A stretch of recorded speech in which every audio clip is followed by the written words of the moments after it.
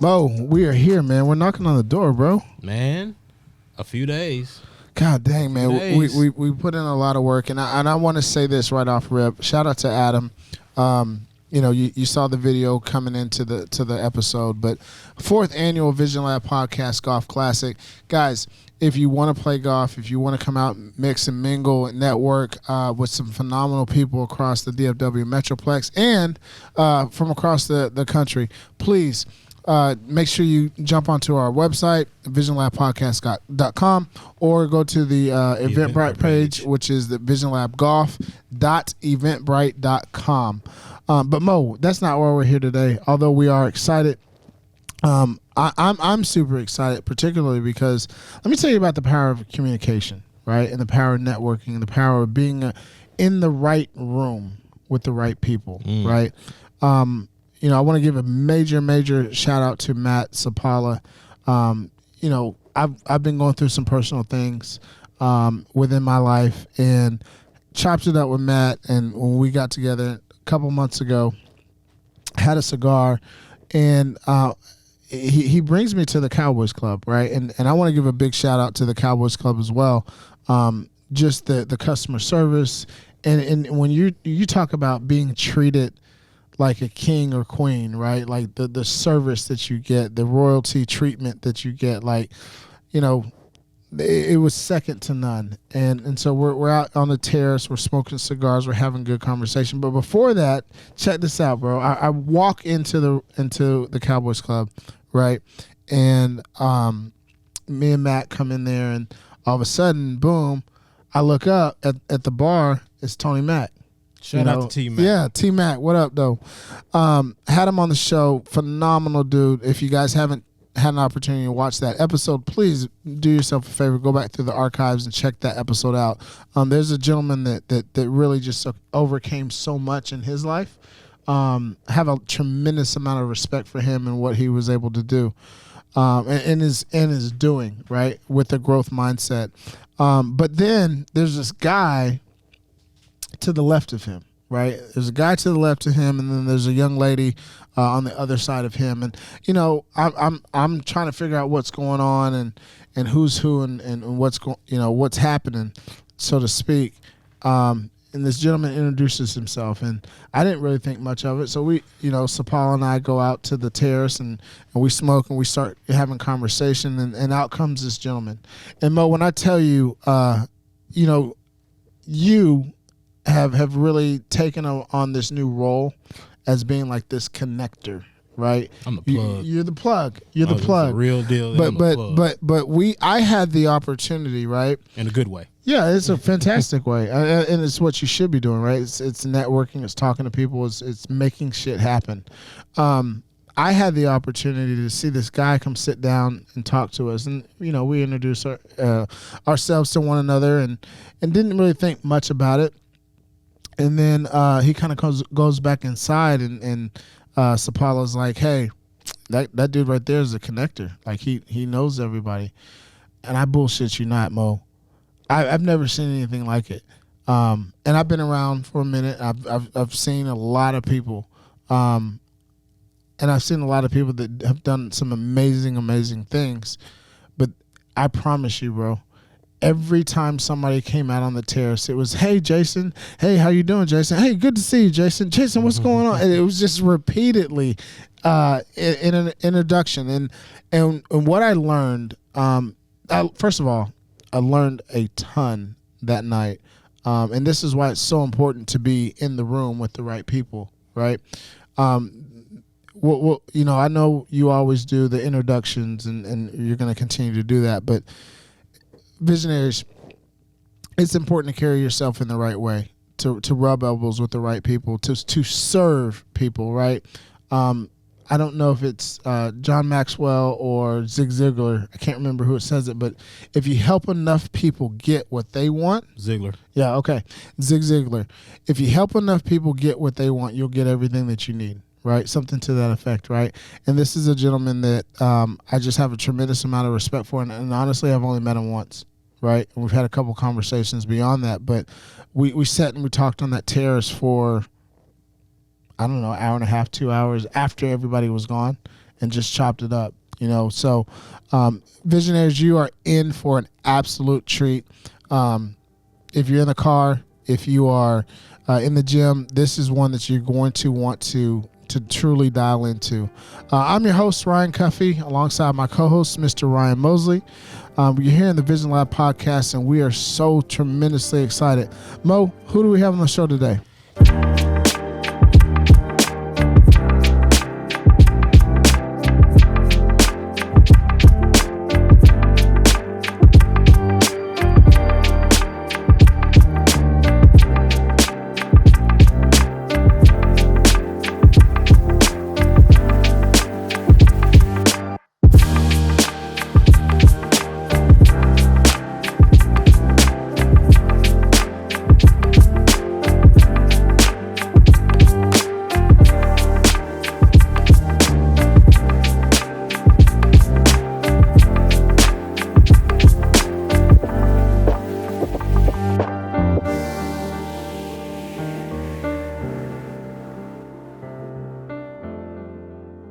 Today's guest is a native of Brooklyn, New York City. He is a brand builder and entrepreneur. He owns his own communication/marketing agency, and most importantly, he's a treasure hunter. And we'll get into that. Yeah. Please welcome the marvelous Jason Elias to the Vision Lab podcast.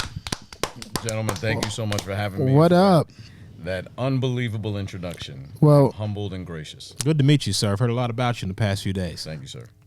I'm going to start right out the gate, Mo, because I heard this in our conversation with Jason that night at the Star. Respect. Well, it means a lot to you. So talk to me about the word respect and what that means to you. Sure. Well, and one of the things you mentioned was, where I'm from, and depending on where we're from, there could be a slight definition of it all. But at the end of the day, to me, respect is something that's earned. And when you're able to earn respect by doing the right thing every time, even when no one's looking, it's something you can earn. I think that, sometimes we can set ourselves up to say we should treat everyone with respect, and I believe we should. At the same time, respect is also earned. And there's a certain amount of authority and responsibility. We had a great conversation around responsibility. And we're going to get into that too, for sure. But respect is earned, and I think that if you can do that enough times, then respect can be, granted and given from other people that are just getting to know you. Well, I've never seen anything like it. It was like being around a celebrity that everybody, hey, Jason. And the reason why I bring that up, and I don't mean this in a disrespectful way, and Jason knows this, right? But it's because he treats people with respect, and his first step is to serve. And I think that's a message to all the visionaries out there, that if you go into a situation or go into a relationship looking to serve the other person, other individual, other company, right, you're going to get everything that you want. But that's not where Jason comes from. He just comes out and wants to make sure people are connected. Right? People like, hey, I know so-and-so that can help you do this. I got a guy that can do a contract over here, and so on and so forth. And so watching people show him respect because he's earned their respect. And I wanted to start the show off with that word because it was such an indelible moment for me. And I don't have a hat on, but I certainly tip my hat off to you, sir. Well, thank you very much. It means a lot. Today is actually a pretty special day, at the time of this recording. And the reason why I bring that up, I'm curious, where did that lesson, if that's an appropriate word, of respect and respecting others and making sure that, you're connecting people, where did that kind of come from? Sure. A lot of the influences that we've had through our lives are sometimes virtual influences, right? You mentioned Zig Ziglar. That can be a virtual influence to a lot of us. And maybe, hopefully, we've had some strong men in our lives that have been able to instill that, right? And that's one of the things that's very important to me, is being able to hold myself and compose myself as the man that I believe I am, and having earned that respect. So I think a lot of it comes from the men that we're around and the men that we emulate. Right, I heard something interesting recently which said it's not about imitating, it's about emulating. So it's about understanding if you can find people places or things that you can appreciate and you can respect, then it's more than acceptable. In fact, it's admirable to emulate that behavior, right? Emulate, not imitate, right? Where you could emulate MJ's work. Fade away. Right. Right. You can imitate it. You can try. Yeah. But Kobe. you can emulate it. You can emulate their work ethic. You can emulate the way they hold themselves to the highest standard. So I think if the visionaries listening can think about that and say to themselves, who do they want to emulate? And who around them do they want to emulate? And who's where they want to be? How do they hold themselves? How do they compose themselves? How do they communicate? How do they interact? And I think it's a very bold message if a person can say to themselves, wow, you know what? I really want to emulate that type of behavior. And when you emulate, especially with the way you communicate, then, you know, that's how you become the person that you want to be. So let's go back to the early 80s, okay? We're talking about emulating, right? Who were you looking to emulate at that time in your life, early to mid-80s? Wow, early to mid-80s. I'm a kid. Yeah. From New York. Brooklyn, Yeah. From Brooklyn. Yeah. And baseball was my life. So when you're a kid, sometimes you end up emulating who you think are your heroes, which are sports heroes. Reminds me of a very famous movie called The Bronx Tale. Yep. And in The Bronx Tale, if you remember, when Sonny then says to Calogero, hey, listen, Mickey Mantle never paid your rent. So I can look back early 80s when I'm a kid growing up, and I think a lot of the behaviors that we emulated were from influences like celebrities, were from influences like sports athletes. Now I can look back on that and say, is that the healthiest? Is that what I want my kids to grow up with? Maybe, maybe not. But we can look back on it with a thimble full of wisdom that we've acquired through the years and be able to say whether or not we agree or disagree. But the fact of the matter is that I was no different than anyone else growing up in Brooklyn when it came to sports and music and hip hop and Biggie and Smith and Wesson and those guys growing up in that era. So I'm not above saying that, right? So I think that there's something about that emulating, and with that emulation and or imitation, we have a lot of young men that maybe pick imitating and emulating the wrong examples. Yeah, and we're certainly going to get into that. Today's a special day for you, and we're right. talking about emulation. Obviously, at the time of this recording, why is today so special in the vein of emulation? Well, today's a culmination of a lot of work for the past few decades. Today is the launch of a movement, of a growing of something that is about bringing together a community of people. It's the launch of our brand, which is Modern Day Don.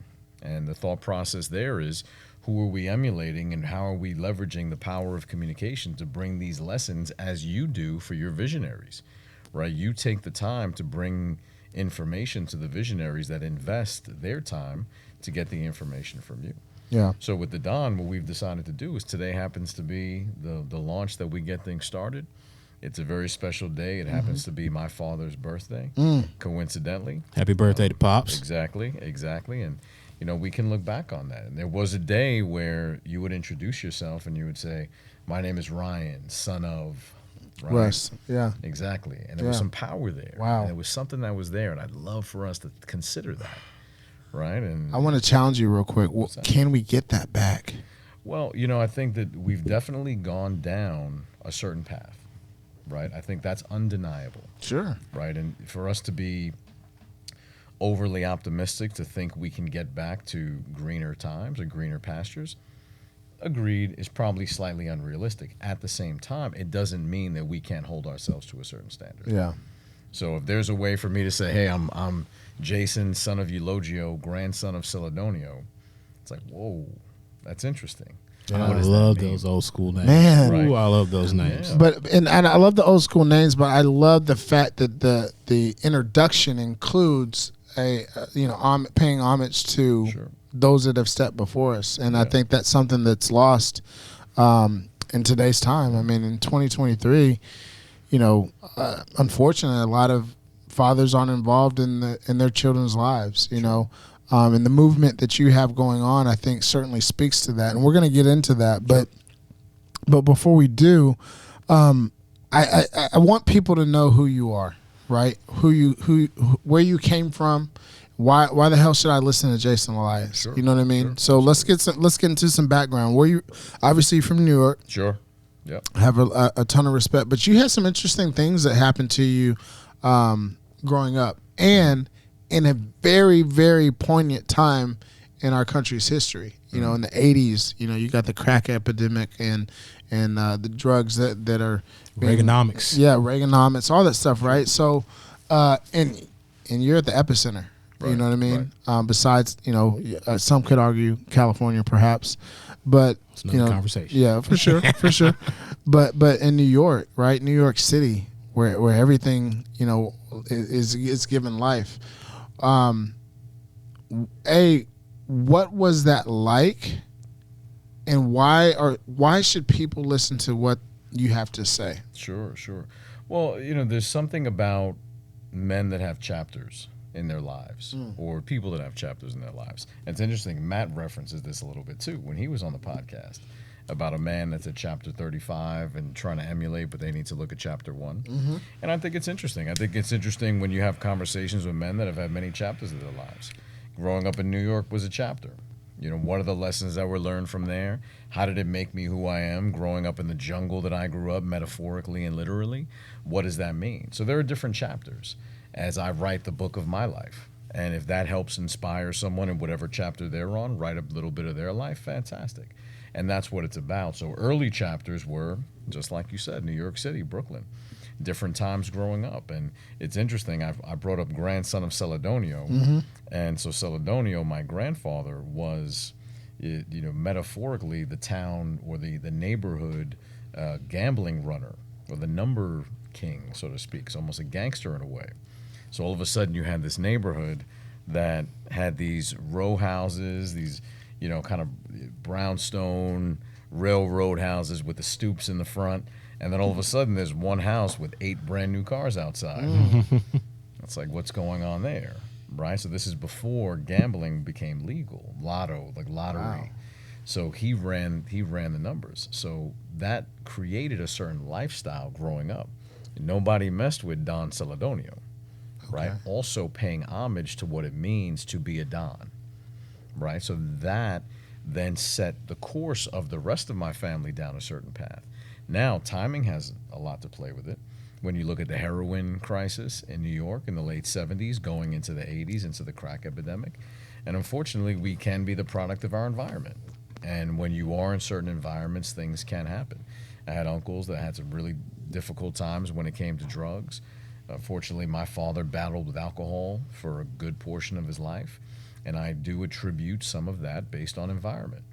But I think that also teaches a lot of lessons. So early chapters, being in a very specific environment, saying to myself, what chapters do I want to write for my life? So back to your story, why should anyone be inspired by what I say? It's really just about looking at previous chapters and saying, okay, what do I want my next chapter to be? Yeah. And I've done that several times in my life where I've said to myself, I want this other chapter to be somewhere else. I want to close the book here. When I moved out to Texas 3 years ago, I knew 2 people. It was time for a new chapter. But if you've created yourself into the man, you've sculpted yourself into the man that you want to be and what you're capable of doing, it's just the next adventure. When we were talking before we turned the mics on, and you said, you know, treasure hunter, and then you use the word adventure and things like that. Can you talk about the adventure moving from New York City to Texas and knowing only 2 people? Sure. And between that, I was about 6-7 years in Washington, D.C.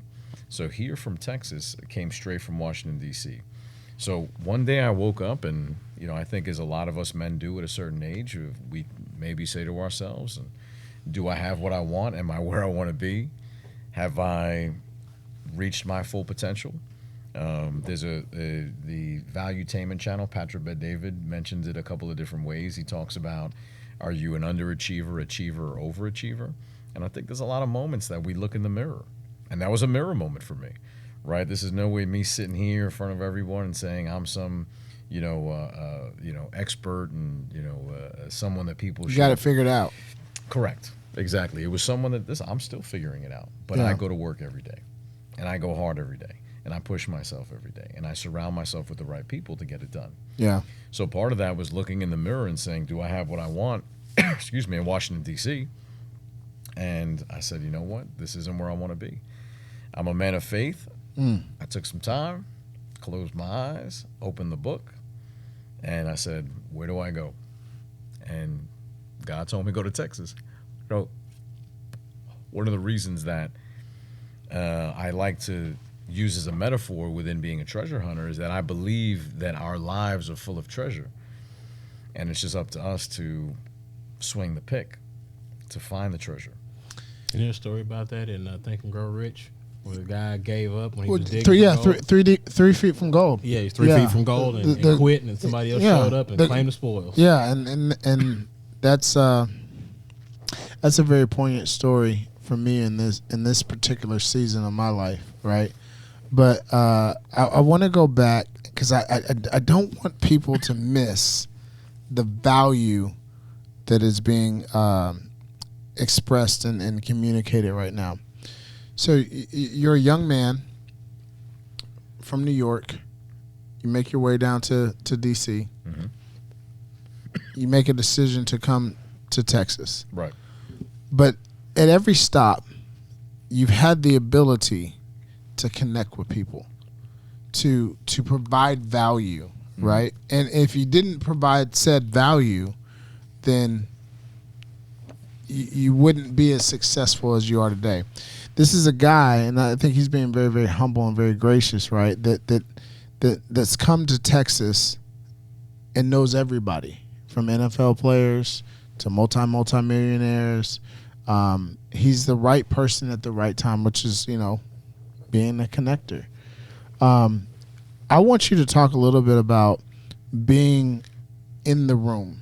Sure. Right? But having a stake or a position of value, which is why you're in the room. Right. Well, that's a great point, and there's a word that makes me think about, which is a word that Tony Robbins uses a lot, which is the word proximity. Okay. And the idea is that how do you create the proximity once you become that person of value? And I think it's important, especially for a lot of the visionaries, to be able to say, how do I become a person of value that I can provide value to the world, and then at that point I'll receive value in return. Yeah. And what we need to do as men is to be builders, to be of value to our families, to our community, and maybe to the greater good of all mankind if a person does feel they want to go that way, while I believe a man's first responsibility is to his family. And to what you said, it's about being able to bring value in these situations, being able to connect with people, but not just being a giver, but being able to have something that's of value to give. That's the difference. Because the conversation we had, I mean, you and I spoke for a solid hour and a half. I remember the day after he called me, and it's not I all don't the do time. this. Yeah, It's exactly. not all the time that he's Exactly. like, "Hey, we need to have this guy on the show," and throughout our daily work days. But like, I mean, he called me at a time where normally you can't get him, and he was like, "We got to have this guy on the show." And I was like, "All right, I'm listening." And he kind of ran it down. I was like, "Cool, set it up, let's go." So kudos to you for making that impression, because he doesn't do that very often. I don't. It's special, right? And that's a really poor word to use, but also an appropriate word, right? The energy, the connectivity that we had, the conversation that was shared, it was indelible. No question about it. Yeah, and you refrain from using them SAT words. Wait a hey, second. don't listen. I got We're both three. intelligent, but I got wait a four, second now. I got 4 or 5 per year, and I just used 2 in this one episode. But no, seriously, like I wanted Jason on the show because there's so much value in the hour and a half, 2 hours or whatever it was that we chopped it up. So many people, Mo, are struggling. We got inflation, we got rising costs in every industry that exists, right? Families are struggling to make ends meet. We're looking for outlets. We're looking for ways to, quote unquote, be successful. Or let's take a step back. We're looking for ways to just be the example for our children, right? And when you run across somebody that that sparks your mental, your chickens, as Marshawn would say. He touched the nerve with you. Like, Yeah, I could hear for sure. the day after you called. When you called, I was like, "Oh, okay, this should be good." Yeah. So when you run across people like that, you need to make sure that they have the platform to touch other lives, right? And so as we deal with what we're dealing with in 2023, and not that it's bad. I'm not trying to create this sullen or melancholy moment. Yeah, I'm not fear mongering by any stretch. But I think that if you can grab specific nuggets from people like Jason, right, you can position yourself to get out of that rut. You can position yourself to advance your life or your lifestyle. You can position yourself to help your children, right? And be the model, because we all look at our parents. I don't care what people say. Like 95% of the time, we look at our parents as the people that we want to emulate. Right. Exactly right. And I think it's so important. So when we have these conversations with people like Jason, I think that it's important for people to understand the gravity of the situation, right? And you didn't come from a background of having everything, right? No, sir. I mean, you had to deal with, we're talking the mid 80s, late 80s, what have you. Yeah. Crack, the crack epidemic and gangs and violence and I mean, you're neighboring the mafia, or like neighborhoods and things along that nature. Right. I'm curious, and I want you to share with the visionaries, how does an individual like yourself we'll leave it to just you, but like, how does an individual like yourself come from that type of environment, right, and catapult himself into a career that's connecting people and serving people and not falling into the fold of drugs, gang violence, jail, etc.? No, I mean that's a great question, and part of that has to do with going back a little to what I was mentioning before, was who do you emulate? And who are the strong people around you that there are the characteristics and principles and values that they live by? One of the things within our company that we live by is our core values. So we use the core values, which is 1670 creative, and I mentioned that a little bit earlier. Yeah. 1670 was our address growing up. So we had a railroad apartment, and then out front, our front door, we had 4 or 5 steps, a stoop. Right? That's what we call it in New York, right? You sit on the front stoop. And on the front stoop, that's where we told all the stories. Right, and that's where you story and you were talking to Jessica and no you weren't, and you jumped your bike over, and it was everything you see in movies too. When it was hot, we opened up the fire hydrant, we played football. It was lamppost to lamppost, and the manhole cover was first. Quick question: did y'all play sideline kill? What is it? Okay, Sideline kill. No, Sideline kill. I bet they played stickball and everything else though. Stickball, right? Absolutely. And we played football, and baseball was my big sport growing up. And we didn't have we had organized football once at the high school level, but nothing like it is out here in Texas. Whole different world, isn't it? It's an institution out here in Texas, right? So. A lot of it has to do with what's being emulated, and I think that's one of the biggest epidemics we have in our society, and maybe even globally, is the lack of strong men from an emulation perspective that young men can look at. That's one of the reasons why Don is so important to us. But I went off topic slightly. When we look at the core values that we live by as a company, and hopefully every young man or young woman listening to this can also consider creating core values for their own life. The core values that I live by is the acronym REACH, with 2 C's. Okay. Get my pencil and write this down. Go ahead. So it's resilience, excellence, amor, which is love, a little bit of love. You got to love on people, right? Yeah. Community, okay, collaboration, okay, and honor. So those are the core values that I live by on a day-to-day basis. So as I'm having a conversation, a lot of the times I think of collaboration when you say the word connection. Yeah. I think through the word collaboration as well, and I also think of the word community. So I use those as well. So I encourage those listening to consider thinking about their own core values that they live by. So that's sexy, right? The reach with 2 C's, right? That's sexy, makes sense, we get it. And it's great, right? That's not the way I want to ask it. How did you come to that acronym? Right. Like There's this is a inspiration vision lab. behind that. This is a vision lab, right? Sure. So we want to get raw, nitty gritty, behind the curtains. Sure. There's a moment that says, man, God dang it, man, like I don't have it figured out. I don't know what I'm doing, or whatever the situation is, Sure, right? completely. When you came up with Reach with 2 C's, how did that come about? Right. Bring us into your lab. Yeah. The thought process there is, where am I in my life and where do I want to go? And who am I reaching for and what is reaching back towards me? So I was thinking through what are some of the core values that meant something to me, and I was thinking, what's a word and that could mean something three-dimensionally? So if I reach in my faith, if I reach to be a better man every day, are other people reaching towards me?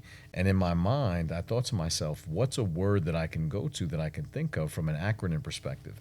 One of the other things I shared earlier was the acronym I made up about how do we communicate our message. We want our message to be engaging, which makes it a Mrs. We want her to marry us, right? Where we want our story to be a Mrs. We want it to be memorable, repeatable, and shareable. So I think acronyms are very powerful. They are, if because someone says you know what NFL, it does? you know what it is. It puts things into alignment. Correct. Right? It says, this is our target. This is our lane. I'm not worried about this over here or that over there. Right? This is our trajectory and where we're going to go. And we're going to put our stake in the ground, our anchor in the ground. I like to use the word anchor because I'm a Commodore, by the way, if you hadn't picked that up. But we're going to put our anchor in the ground and we're going to go misses. Right? Yeah. And so the reason why I ask it in the way that I ask it is the Vision Lab. We all have these moments, right? And I always go back to Anthony Trucks. You know, I love that story that he told us, where he talks about like life is against him at this particular point, and he's in a dark room, and he's staring at a wall. And it's him against the world, and it feels like that, right? But when you're in these moments, you're charismatic, very, very articulate. You put life to words through stories. That's what you do. But at what point, coming up, and I don't want to say you were on the streets of New York, but being in the streets of New York, right? Like, where was your lab? Like, when did that become? Okay, let me sit down. Let me put pen to pad. Close everything. Let me close everything out and figure this out. And then Reach comes about. Misses come about. The 6 or 7 F's that we talked about. Like, when do you get in your lab? Sure. And that came much later.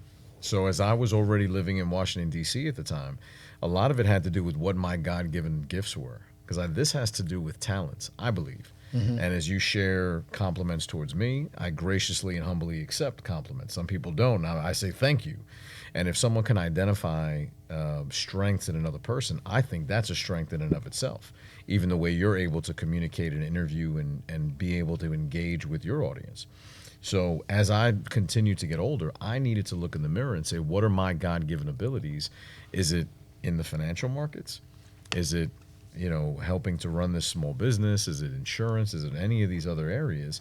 Or is it somewhere that I'm using my God-given ability of communication to really take it to the next level? So I had to say to myself, that was the step I took in coming to Texas. And back to Mo's question too, was that as I decided to pack up, and there's a picture on my Instagram also of a 14-foot box truck and my classic BMW hooked up to the back.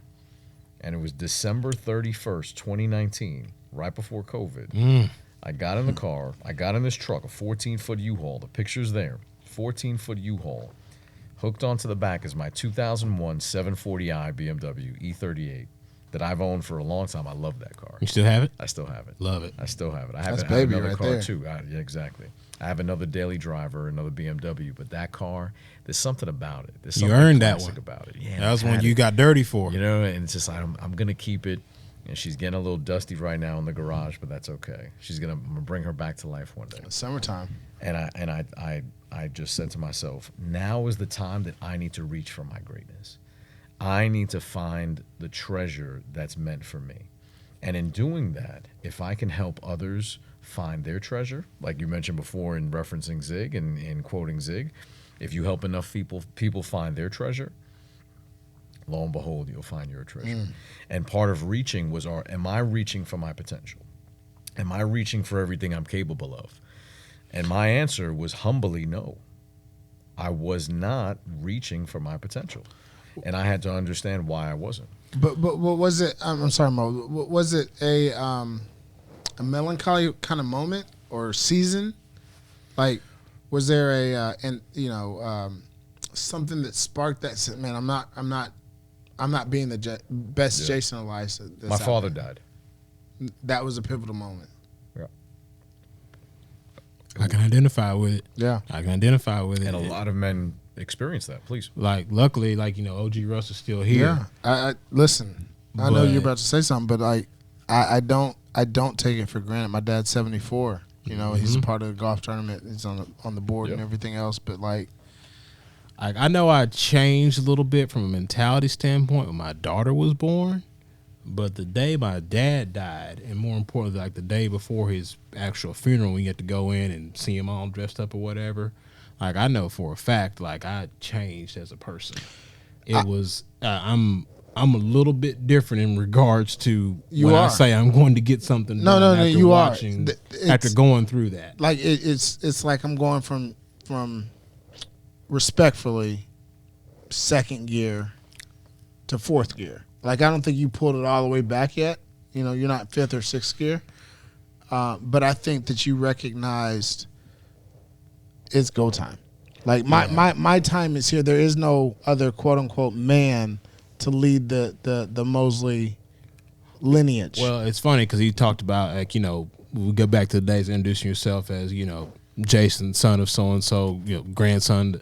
And so, like, I don't introduce myself as, Ryan, son of Reuben, right? But his spirit is very much alive. Like, the older and older I get, like I tell my mom all the time, like, I get it in regards to why he did some of the things he did and why he was the way he was, because he was forced to be man of the house at a very young age. But to your point, when your hero, if you will, passes on, and you look around, and it's not even like your own mortality, but you're like, well, hell, who else is going to do something? Yeah. It's on you. Who else is in charge? Yeah. No, I get it. It's you. Like, there's no, so you are forced to, it's not the fact that you're running, but you are forced to, like, okay, buck stops with me now officially. Sure. Like, there is no alternative. Like, okay, whatever it is, like, to your point, from a professional standpoint, I think I know where you were. You looked around, like you said, you looked between your dad passing, you looked around like, okay, am I really going to give my dead level best to be great at what I'm doing in DC? Or is it time to really, quote unquote, jump out the window and go for what it is I really, really want to do? And so I had that moment, last year, and he knows, like, I'm all gas, no brakes. So it's two moments for you. When Reuben passed, yep. and then cutting the strings. Oh, and the thing is, I was so ready to do it. Like, I mentally did it a year before. I was living a double life from a professional standpoint for about 2 years. It was fun, but then it just got to a point. I remember one day just being like, okay, I'm out mentally. I'm out of this, and so things came to a head or whatever. But to your point, in regards to losing your dad, and then looking up and looking in the mirror and be like, okay, I'm going to try to be great at something. I'm sure you had a realization, like, okay, doing this stuff in DC, that's not where I belong long term. Okay, Jason, it's time to go do this now. Like, let's go. That was it. And when you do get to that point where you can look in the mirror, if you can look in the mirror and decide and really say to yourself, am I living to my full potential? Or am I at least trying? Like, am I at least, and it's not to go off on a tangent, but I had this conversation with somebody the other day. Nice. And they were talking about, like, dude, where's your spirit, your work? Like, where does that come from? And we were talking about just, like, kind of going in the direction that you want to take your life in. Sure. And it's one thing to look up and be like, okay, I'm not exactly where I want to be. Like, right. You're never, quote unquote, where you want to be, right? But it's another thing to look up and be like, I'm not even sure I'm going in the right direction. Wow. Like, wow. We all want to wake up one day, be multimillionaires. All right, cool. That doesn't happen, quote unquote, overnight. But if you can look at yourself in the mirror and say, okay, I know I'm going in the right direction, cool. You can reconcile that because you're working towards something. Sure. But if you're stuck in a position like, I don't even know what direction I'm going, that's the part that bothers you as a man. And to, put a bow on it, you lose your dad, and if you had a good relationship with your dad, which sounds like you did, and obviously I did with mine too, you're like, okay, if we're going out, which we all are eventually, I need to at least be going in the direction that I feel like I need to be going in. Yeah. There's no point me wasting time doing something that I know at a moment's notice, like I'm out of here. Man, that's so powerful right there. That's the truth, man. No, like, for real. Like, visionaries, if you're watching this, you know, on YouTube, or if you're listening on Spotify, Apple Podcasts, or whatever, first of all, I need you to rewind what Mo said, because there's so much, there's so many gems in what he just said. I want to give you a big shout out to you on that. Appreciate it. I think it's time to walk through the door of the dawn, because this is a movement, and it's important. I don't want to use the word unfortunately, but it is the reality, right? That a lot of fathers are not there. And what's super, super interesting, people don't realize this. I'm going to kind of do a little spoil here. You don't have any kids. Right. But yet it's so important for you to teach the next generation what it means to be responsible, to have authority, right? And we don't use the word authority from I would say, the common perspective, right? Right. And we'll get into that here shortly, because we had a phenomenal chat about responsibility and authority. Right. But let's talk about the dawn. Sure. Okay. Yeah. Let's set it up for our visionaries. What is being the dawn? What is that about? So the dawn, as you mentioned, is a movement, and to come right back to that, I have a lot of respect for what you just shared. You know, and I think it's also good for us as men to be able to respect what we've all shared. Cuff also respected it. So again, I think that's a good place for us to be able to share those types of things with each other. So respect. Now, when we think of what a don is, if we look at the traditional sense of a person of authority over their family, right? If someone looks at the word don, whether it be in Italian or in Spanish, it's almost a direct translation to sir, right? It's someone that has earned respect within their family and has done whatever it took to serve. I want to jump in super quick. Yeah, for sure. There's a key word that you said. Okay. Earned. 1000%. Earned. 1000%. Okay, go ahead. Well, it's interesting that you say that, because one of our mottos is earn it. Yeah. That's it. Earn it. You want it, earn it. That's one of the first things you said, actually. What you Yeah. want is earn it. And that's one of the mottos that we live by. Earn it and take responsibility. That then leads into the responsibility authority conversation, but it starts with earn it, right? And what it means is that there are a lot of young men out there that have not been in a position where they've been pushed to earn it, or they've been pushed from a situation to take the responsibility that leads to authority. So let me pause you for a quick second, and I'm going to catch Mo up. And all visionaries, if you're watching this or listening to it, right, like, this is where we spent probably of our hour and a half, 2 hour conversation, an hour of dialogue. Right. We live in this day and age, and I'm not throwing the next generation. What is it? Zennials? Whatever. Gen Z. Oh, Zennials. I hadn't heard that before. Gen Z, whatever Z? they call Whatever. themselves. Okay. I'm not throwing them under the bus, but I'm trying to paint a picture. We live in this instant gratification society at this point. Microwave society is what I always like to say, right? What Jason and I talked about, and what we're going to get into right now, is responsibility and authority. Right. A lot of us, right, we desire this authority to be like, hey, I'm the man, respect me, so on and so forth, right? I'm the man in the household, or I'm the man in the whatever. But you haven't, and he said it earlier, right? Like, you haven't earned it. You haven't earned that right. So let's break that down for a second. That means that you have to humble yourself and put in the work. Put in the work. Right. You know, you want to go out and get women and do this, that, and the third, but you're not working in the background, my boy. You're not working. Like, again, shout out to you. Like, you're working. Oh. You know, when the unfortunate passing of Reuben, you know, passed away, you took the baton. It's time to go to work. It's not time to receive. I got to make sure my wife, my family unit is squared away. I got to make sure my mom is squared away, my brother, so on and so forth. Yeah. And this is where we spend a lot of dialogue, Yep. right? That's right. On the fact that so many young people believe that it's, what's the word, Mo? It's the entitlement. Entitlement. It's the entitlement That of we're it all. entitled just because I have a dick, that I'm entitled to be the man. No, you ain't earned it. Right. You haven't put in the work. Right. And you put in the work, and now you have the responsibility. And let's go into our conversation, right? Sure. And you hit the nail right on the head. And when it comes down to it, is that, you know, what is it that you want in your life, and have you earned it? That's the biggest question. You want a good body? Earn it. You want a good marriage? Earn it. You want kids that respect you? Earn it.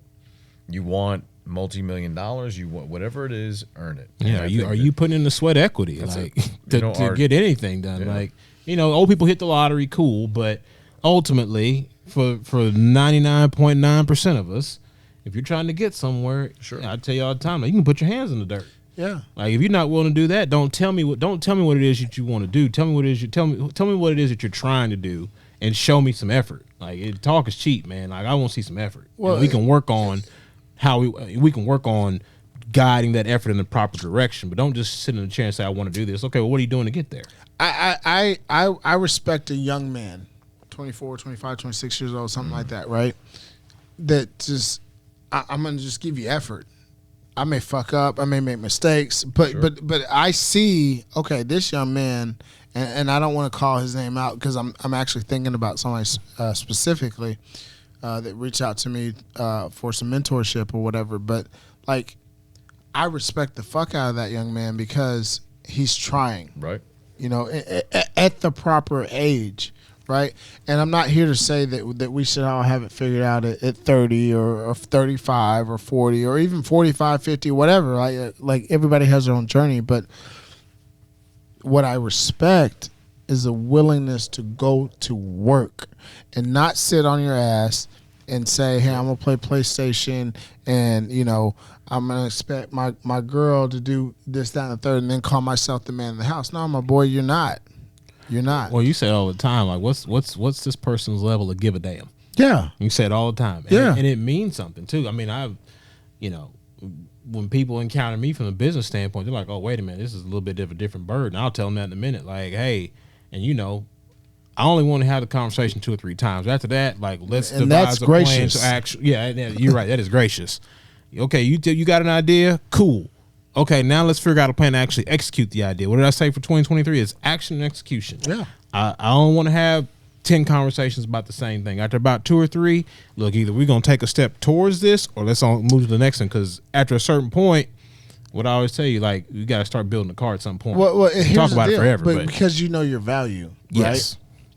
But you don't know you don't know your value until you put in the work, until you put in the sweat equity, right? So I can't come to you and as a novice or a beginner, a neophyte, right, and say 2 or 3 times, okay, you know what, Mo ain't really about that, you know, trying to get this work or trying to get this business, right? No, I've got to prove myself, right? And that's putting in the effort, putting in the work. Right. Over time.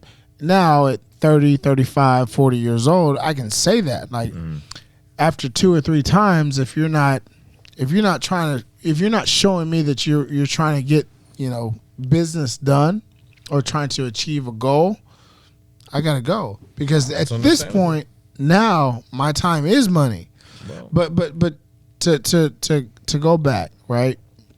I want to be very, very clear that, because we're going to talk to men at this point. So men, listen up. You got to earn it, right? That's what Jason's talking about. But earning it means, I don't care if you're 60 years old or 18 years old, right? Put in the effort. Put in the work. Right, get in your lab. Block yourself out. Get away from, you know, some tail, and go to work, right? And at that point, then you can start to command more responsibility, It's sacrifice on the front end so you can live like a prince or live like a king on the back end. But if you don't put that work up front, then everything on the, like, you're not going to see the back end the way you want to. You're going to look up and be like, man, I wish I had done, or Right. what if I had have taken that meeting, or what if I had picked up that phone call, what if I'd have done one more thing towards that goal or whatnot. And so Put in the work. Yeah, it's put in the work. That's get your But hands dirty. And Let's this is go. where we chopped it up, right? Mm-hmm. Like it's putting in the work and getting the results, yes, but you're putting in the work is Right, the most right. important thing, right? And that's important. And to your original question, which is, what is the idea around Don and what does that mean, right? And again, when we talk about earn it and we talk about putting in the work, and I can relate to that. I can look at my 20s and say, and there'll probably be buddies of mine in my 20s listening to this right now, and we can tell countless stories of going out Friday, Saturday, As you Thursday, should. Friday, Saturday. Well, again, it could be a situation of, did I put in the work then? And I think every man has to look themselves in the mirror and decide whether or not they put in the level of work that they wanted to. So if I can look at my 20s and say, hey, I got a lot of stories to tell and I did a lot of partying, but did I put in the right amount of work and the right amount of effort to be where I wanted to be when I turned 40? And that was the answer I had, and the answer was no. Mm-hmm. So part of that was me saying, all right, next chapter. That book's go. closed. Let's go. That chapter's over. Yep. And I think a lot of young men, if they are listening, consider what chapter you're on. Consider how you want the end to that book to be. Consider how you want to be the hero of that book. Consider the enemies that you're dealing with on a day-to-day basis. And consider what trials and tribulations you are actively putting yourself through to take responsibility, to be able to say, by taking responsibility gains authority. Responsibility has to be taken. And when you take responsibility by standing up and saying, I'll do that, I'll do this, I'll wake up at 6 a.m. to get the workout, at that point you'll have earned the responsibility that will be given to you by others. Responsibility is taken, authority is given. From that, power can be harnessed. But it's in that order, in my opinion. So we're talking about the rooms, the work, and all that. You remember what BP told us on the very first episode of this show? Come on, BP. What's up? The Godfather himself. And I'm sure you identify with this. He said, if you look around and you realize you're the smartest person in the room, he's like, you're in the wrong room. I agree with that. And, to the young men out there listening, any man worth his salt understand that if you're trying to get somewhere, it's not even about, quote unquote, some people say be a sponge or whatnot, but really understand where you are versus where you're trying to go. And there's going to be some level of distance between where you are and where you're trying to go. For some people, it's 10 steps, might be maybe 5 or 6 steps. That's everyone's personal journey.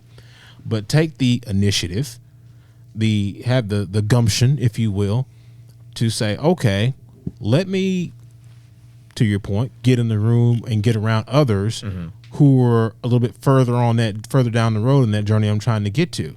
And it's not, befriend them or whatnot, but no, really get around the people who, you're quote unquote trying to emulate.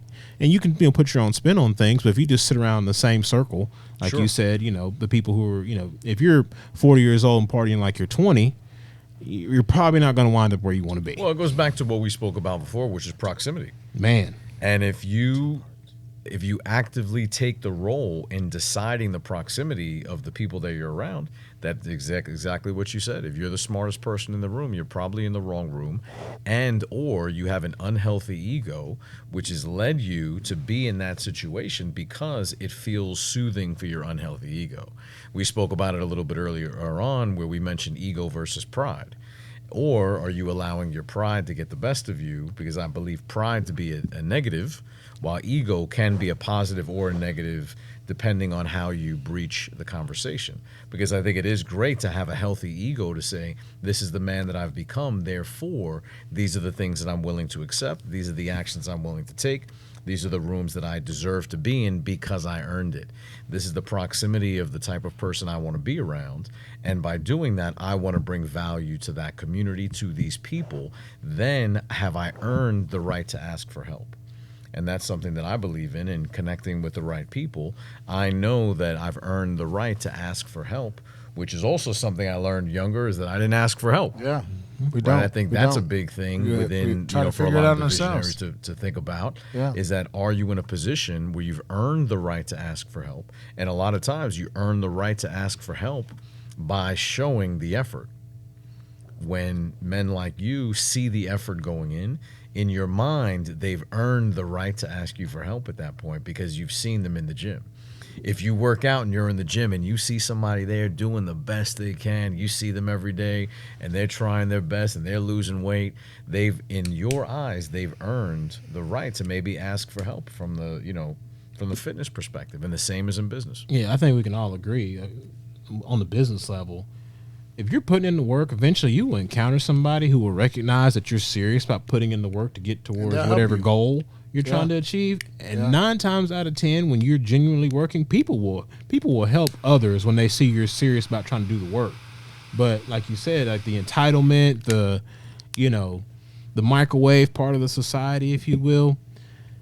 Yes, there are always these, cool stories like, oh man, I cashed a lotto ticket, right? Whether it's through YouTube or whatever. But again, 9 times out of 10, you got to put in some sweat equity. Like you got to, you got to, you got to bleed a little bit. Yeah.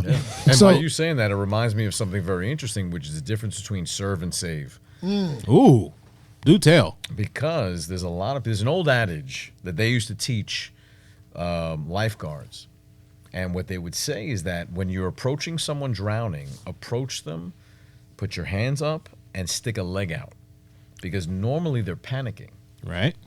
So when panicking, because they're drowning, they can grab you, and now you're both in danger. So what you want to do is you want to approach the situation. You want to stick your leg out for them to feel your leg, and then to be able to, so they can feel, hey, I'm here to help you. Until they calm down, that is when you can save them, if you do decide to do that. Now, I look at it from a save versus serve perspective. I'm here to serve. I serve those within my proximity. I do my best to serve in every capacity that I can. I'm not in the capacity to save. And I think that's a very thin line to understand. And when you see someone that's active in their own service to themselves, I respect that. At that point, I will help you serve yourself. Let's get in the kitchen. So check this out. We're about to get real deep into the kitchen. Come on. Okay. So, visionaries, hoping that you are enjoying this episode, you're going to have to tune in for part 2 with Jason Elias on the Vision Lab podcast. Peace.